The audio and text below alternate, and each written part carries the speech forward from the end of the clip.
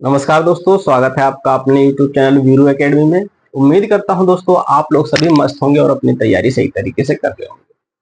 दोस्तों, पिछले लेक्चर में हमने रिप्रोडक्टिव सिस्टम यानी प्रजनन तंत्र से रिलेटेड जितने भी प्रश्न बन सकते थे, जितने भी क्वेश्चन बन सकते थे, उन सारे प्रश्नों को हमने करा दिया है। आज हम एक नया टॉपिक लेके चलेंगे जिसका नाम है सेल, यानी हिंदी में बात करें तो उसे कहते हैं कोशिका। क्या कहते हैं? कोशिका।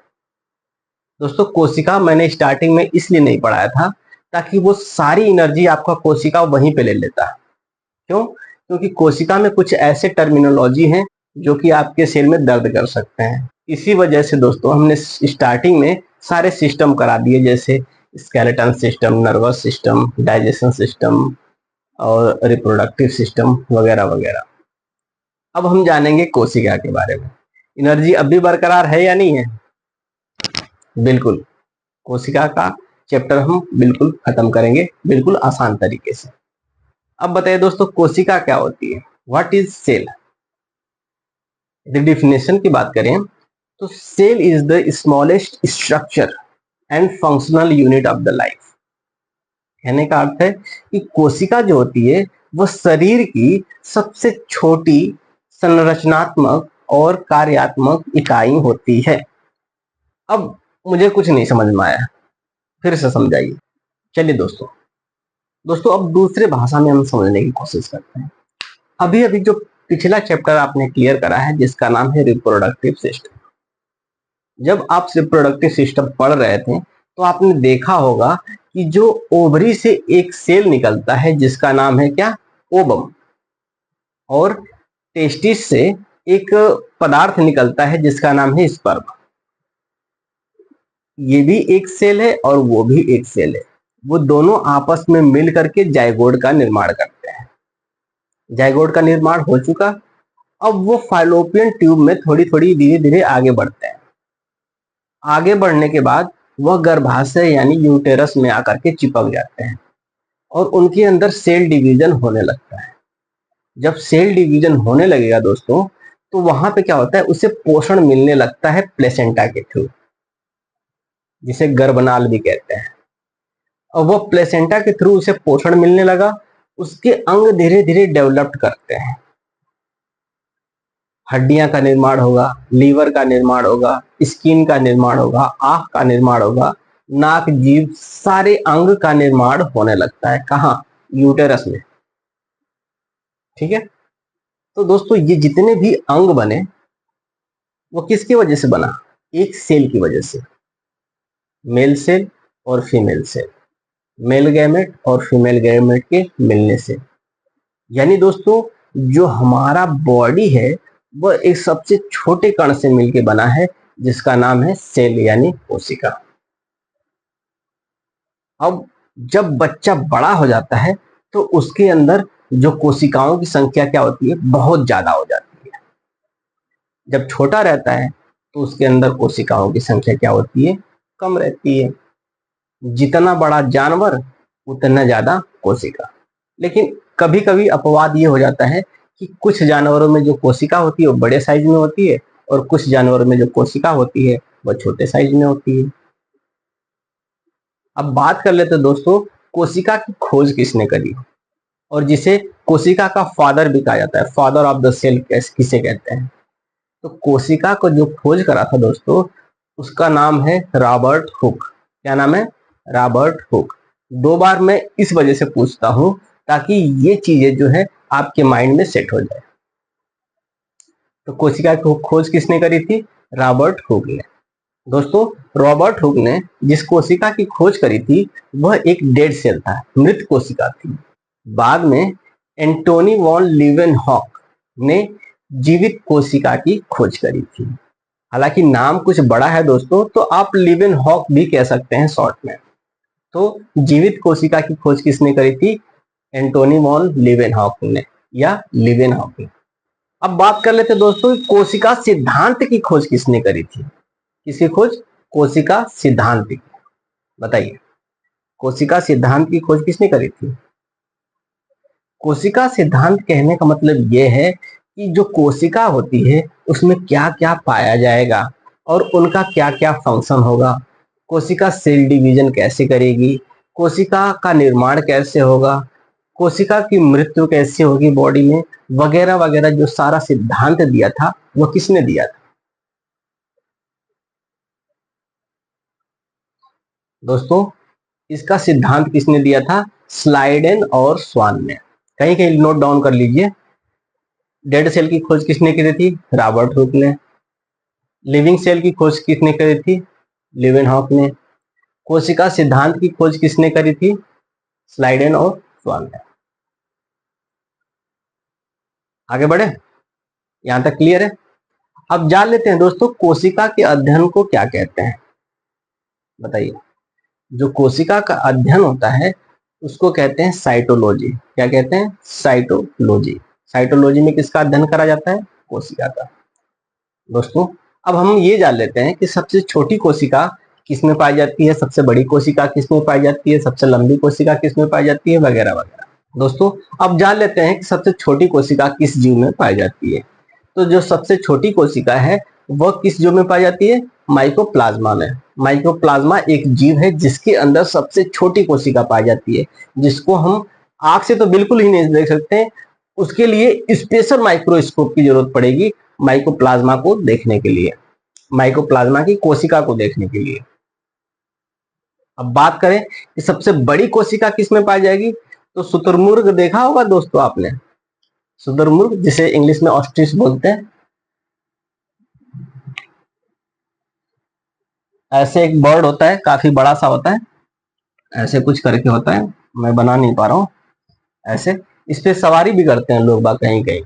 तो जो ऑस्ट्रिच होता है दोस्तों, यानी शुतुरमुर्ग होता है, उसका जो अंडा होता है उसके अंडे में सबसे बड़ी कोशिका पाई जाती है। चलिए अब मनुष्य में बात कर लेते हैं दोस्तों। मनुष्य में सबसे छोटी कोशिका कौन सी होती है और सबसे बड़ी कोशिका कौन सी होती है और सबसे लंबी कोशिका कौन सी होती है? जो मनुष्य होते हैं उनमें सबसे छोटी कोशिका जो होती है वह स्पर्म कहलाती है, जबकि सबसे बड़ी कोशिका जो होती है वह महिलाओं में पाई जाती है और महिलाओं के ओवम को ही सबसे बड़ी कोशिका माना जाता है। यदि बात करें सबसे लंबी कोशिका की, तो सबसे लंबी कोशिका हमारे माइंड में यानी ब्रेन में पाया जाता है, जिसे हम कहते हैं न्यूरॉन। क्या कहते हैं? न्यूरॉन। ठीक है, यहां तक क्लियर? जो न्यूरॉन सेल होता है वह ह्यूमन बॉडी की सबसे लंबी कोशिका होती है। आगे बढ़े दोस्तों, कुछ कोशिका में सेल डिवीजन बहुत तेजी से होता है और कुछ कोशिकाओं में जो सेल डिवीजन होता है वो बहुत ही स्लो होता है, यानी न के बराबर होता है। अब उस अंग का नाम बताइए।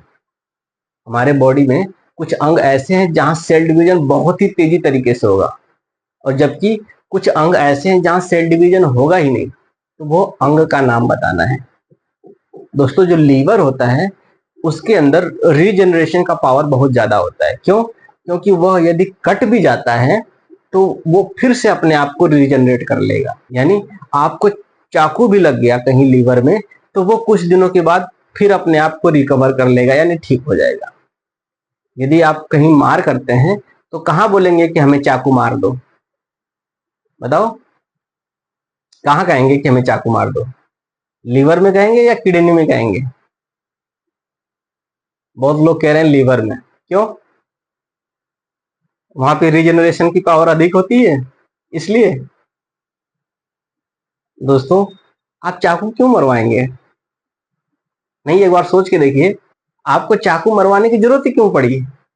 ये तो मैं एग्जाम्पल के तौर पे बता रहा हूँ। आप कुछ लोग कह रहे हैं कि मैं लीवर में इस साइड मरवाऊंगा, लीवर में, क्योंकि किडनी में तो लगेगा तो वहां फिल्ट्रेशन नहीं हो पाएगा, किडनी खराब हो जाएगी, लीवर में रीजनरेट हो जाएगा। मरवाने की जरूरत ही क्यों है चाकू आपको? वो अलग बात है कि कभी एक्सीडेंट हो गया या कोई अनहोनी हो गई, उस कंडीशन में जो लीवर होता है अपने आप को रिकवर कर लेता है। तो सबसे ज्यादा सेल डिवीजन कहाँ होता है? लीवर में होता है। वहां पे एक विशेष प्रकार की कोशिका पाई जाती है जिसे हेपेटिक सेल कहते हैं। वो हमने ऑलरेडी आपको लीवर वाले चैप्टर में पढ़ा दिया है। ठीक है, और सबसे कम सेल डिवीजन कहाँ होता है ये बताइए। जो सबसे कम सेल डिवीजन होता है वह न्यूरॉन सेल में होता है, जो कहाँ पाई जाती है? ब्रेन में पाई जाती है, यानी तंत्रिका कोशिकाओं में भी न्यूरॉन सेल पाया जाता है।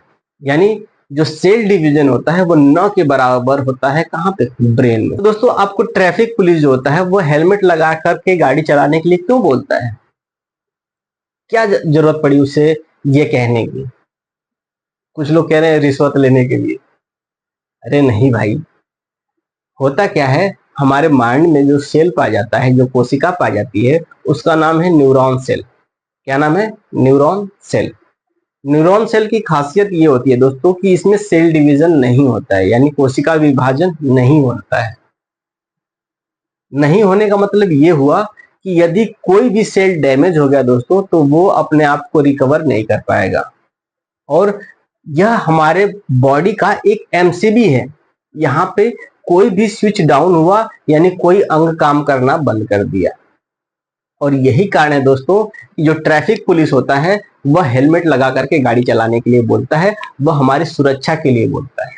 चलिए दोस्तों, अब हम चलते हैं कोशिका के पार्ट यानी उसके अंग के बारे में, यानी कोशिकांग के बारे में। दोस्तों कोशिका जो होती है उसके ऊपर एक मेम्ब्रेन पाया जाता है, एक झिल्ली पाई जाती है, जिसे कोशिका मेम्ब्रेन कहते हैं, यानी कोशिका झिल्ली कहते हैं। यह प्रोटीन की बनी होती है जिसके अंदर सारे कोशिकांग मौजूद होते हैं।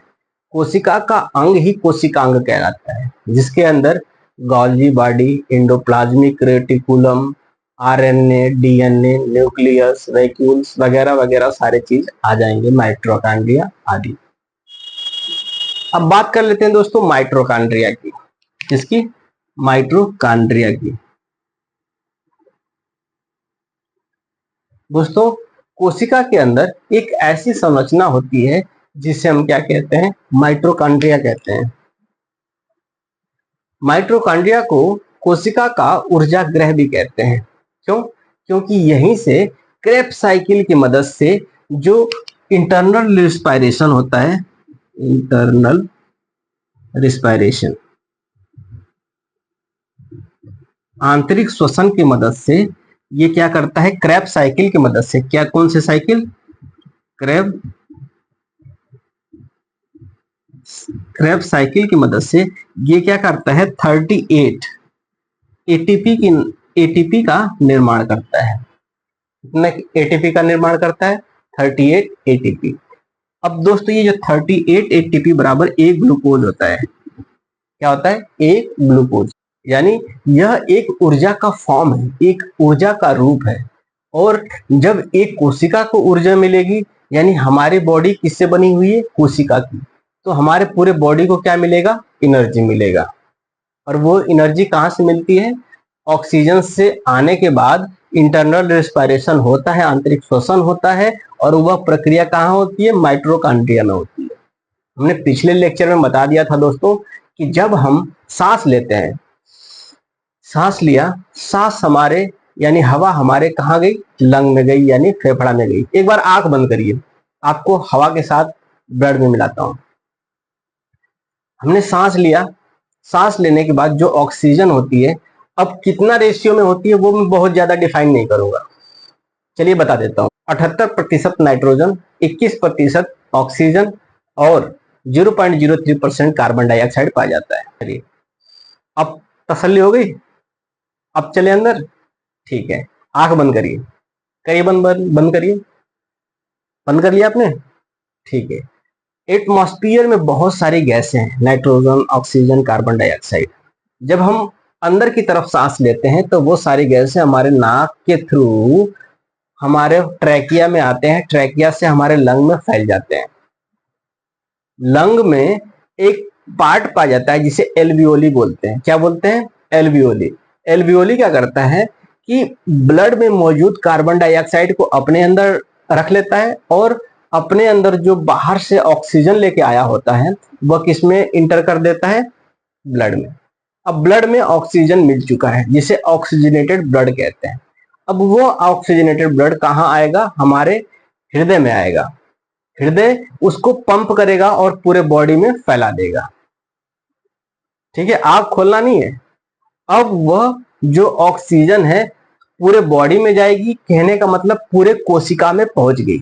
अब यहाँ पे इस कोशिका में आ चुकी है हमारा क्या? ऑक्सीजन। और जैसे ही ऑक्सीजन इस कोशिका को मिलती है, ये क्या करता है, ग्लूकोज के साथ रिएक्शन करके एटीपी का निर्माण कर देता है और कार्बन डाइऑक्साइड का उत्सर्जन कर देता है।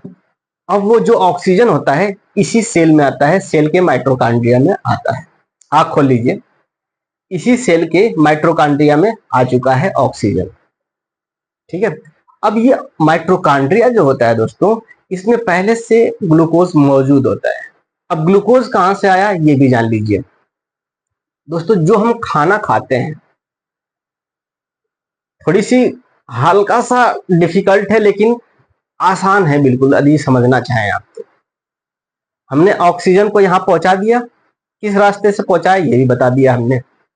अब चलिए हम ग्लूकोज को यहां पे पहुंचाते हैं। कैसे? हमने खाना खाया, यहाँ पे सांस नहीं लेना है, यहाँ पे क्या करना है, खाना खाना है। खाना हमने खाया, खाना हमारे बक्कल कैविटी में गया, आहार नाल में गया, आहार नाल से हमारे पेट में गया। पेट से जब खाना पेट से छोटी आंत में आता है तो वहां पे खाना का अवशोषण होता है, यानी एब्जॉर्प्शन होता है। छोटी आंत को 3 भागों में बांटा गया है, डेड्यूनम, जेजुनम और एलियम। ठीक है, तो हमारे डेड्यूनम में जब जाता है खाना तो वहां से लीवर कुछ छोड़ता है, पैंक्रियाज कुछ छोड़ता है, वो हमने ऑलरेडी डाइजेस्टिव सिस्टम में पढ़ा दिया है। एक बार जाके प्लीज आप विजिट करिए, वहां पे बिल्कुल क्रिस्टल क्लियर करवा दिया हूं मैं डाइजेशन सिस्टम को। अब खाना में डाइजेशन हो चुका है, अब बात आती है एब्जॉर्प्शन की। एब्जॉर्प्शन हमारे छोटी आंत के जेजुनम वाले भाग में होता है। वहां से जब एब्जॉर्प्शन होता है तो जो खाना होता है यानी भोजन छोटे छोटे पार्टिकल में टूट चुके होते हैं। उन पार्टिकल्स, उन कण को ब्लड के द्वारा एब्जॉर्ब कर लिया जाता है। अब ब्लड के द्वारा एब्जॉर्ब किया हुआ खाना जो पूरे शरीर में किसके माध्यम से जाएगा? अब ये जाहिर सी बात है, ब्लड में आ गया। ब्लड कहाँ जाएगा? हृदय में जाएगा। हृदय पंप करेगा, पूरे शरीर में जाएगा। तो पूरे शरीर में जो खाना है, ग्लूकोज है, वह पहुंच जाएगा। और जब ग्लूकोज पूरे बॉडी में पहुंचेगा, कहने का अर्थ है पूरे कोशिका में पहुंच जाएगा। तो खाना यानी ग्लूकोज तो पहले से माइटोकॉन्ड्रिया में पहुंच चुका था। अब याद आ रहा है, कुछ कॉन्सेप्ट क्लियर हो रहा है। अब ग्लूकोज माइटोकॉन्ड्रिया में पहले से पहुंच चुका था। अब हमने जब लास्ट में ऑक्सीजन लिया, यानी गैसों का जो समूह अपने अंदर लिया, उसमें से जो ऑक्सीजन एब्जॉर्ब करा गया हमारे ब्लड के द्वारा, वह ब्लड के थ्रू कहाँ गया? हृदय में। हृदय पंप करके कहाँ भेजा? सारे कोशिकाओं में। और यहाँ पे ऑक्सीजन भी आ चुका है। जब ऑक्सीजन और ग्लूकोज मिलते हैं तो एक रिएक्शन होता है जिसे क्रेब्स साइकिल कहते हैं। क्या कहते हैं? Krebs cycle. हालांकि इसके अंदर बहुत सारी प्रक्रियाएं होती हैं, मैं शॉर्ट में बता रहा हूं क्योंकि बहुत सारे डीप में जाने की जरूरत नहीं है। तो जब ग्लूकोज ऑक्सीजन के साथ मिलता है तो वह किसका निर्माण करता है? एटीपी यानी एडेनोसिन ट्राइफॉस्फेट का, जो एक ऊर्जा का रूप होता है, यानी ऊर्जा की यूनिट होती है। ठीक है, अब एटीपी का निर्माण हो चुका और साथ ही साथ किसका निर्माण होता है? कार्बन डाइऑक्साइड का। वह कार्बन डाइऑक्साइड हमारे बॉडी के लिए उपयोगी नहीं है, इस वजह से हमारी बॉडी क्या करती है? उसको दोबारा ब्लड में भेज देती है, भैया हमारी आपकी कोई जरूरत नहीं है, राम राम, यानी आप चले जाइए। तो कार्बन डाइऑक्साइड बेचारा क्या करता है? वो ब्लड में ऐसे मिल जाता है और कहता है हमें निकाल दो भैया, यहाँ कोई हमें पूछने वाला नहीं है। तो ब्लड क्या कहता है? ठीक है भाई, मेरा काम ही है यहाँ से वहां, वहां से वहां, वहां से वहां एक दूसरे को पहुंचाना। तो वो क्या करता है? कहता है ठीक है, मैं मेरे गाड़ी में बैठ जाओ, यानी मेरे ब्लड में शामिल हो जाओ, हम आपको छोड़ देते हैं लंग में, लंग से अपने आप बाहर चले जाना। तो कार्बन डाइऑक्साइड क्या करता है? पहले ब्लड में इंटर करेगा, फिर इसके बाद जाएगा हृदय में। हृदय कहता है कि भैया हम आपको पेट्रोल डला देंगे, इतना धक्का मारेंगे आप अपनी जगह पे पहुंच जाएंगे। तो जैसे ही हृदय में जाता है ब्लड, वो धक्का मार करके, पंप करके कहाँ भेज देता है? कार्बन डाइऑक्साइड को लंग में पहुंचा देता है। और लंग क्या करता है? वहां पे जो एल्वियोली होती है उसके थ्रू कार्बन डाइऑक्साइड बाहर चला जाता है और दूसरा नया ऑक्सीजन जो होता है वो ब्लड में इंटर कर जाता है। यहां तक क्लियर हो गया? आगे बढ़े। अब दोस्तों ये जो एनर्जी का निर्माण होता है वह कहाँ होता है? माइटोकॉन्ड्रिया में होता है। और किसके सहायता से होता है? क्रेब्स साइकिल के सहायता से होता है। एनर्जी का निर्माण आपने देख लिया बॉडी में कैसे होता है। अब बात कर लेते हैं दोस्तों, माइटोकॉन्ड्रिया की खोज किसने करी थी? माइटोकॉन्ड्रिया की खोज अल्टमैन ने करी थी। एक वैज्ञानिक थे जिनका नाम था अल्टमैन। उन्होंने माइटोकॉन्ड्रिया की खोज करी थी। तो दोस्तों आज के लिए बस इतना ही। मिलेंगे कल नए उमंग, नए तरंग और नए जोश के साथ। तब तक के लिए जय हिंद।